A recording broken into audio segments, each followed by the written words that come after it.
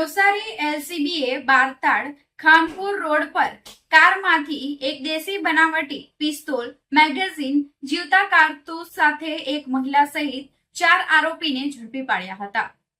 Navsari LCB PI VJ Jadeja સૂચના અન્વયે PSI YG Gadhvi, MB Gamit તથા સ્ટાફ વાંસદા પોલીસ સ્ટેશન વિસ્તારમાં પેટ્રોલિંગમાં હતા।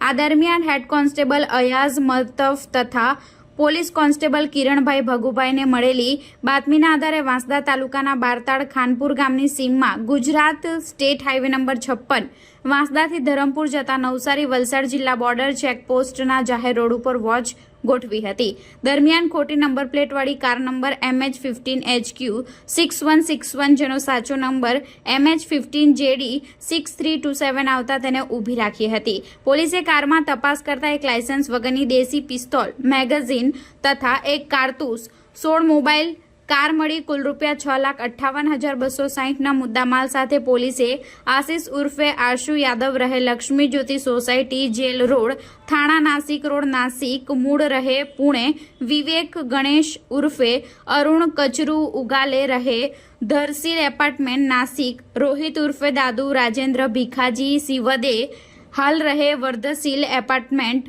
નાસિક, મૂળ રહે કલવણ ગામ નાસિક અને ત્રિષા તુકારામ પાંચાલ હાલ રહે નાસિક, મૂળ રહે વાસણ ગામ લાતુરની ધરપકડ કરી હતી। જ્યારે પિસ્તોલ વેચાતી આપનાર વિકાસ શર્મા રહે ન્યૂ દિલ્હી નોઈડા યુપીને ફરાર જાહેર કરવામાં આવ્યો હતો।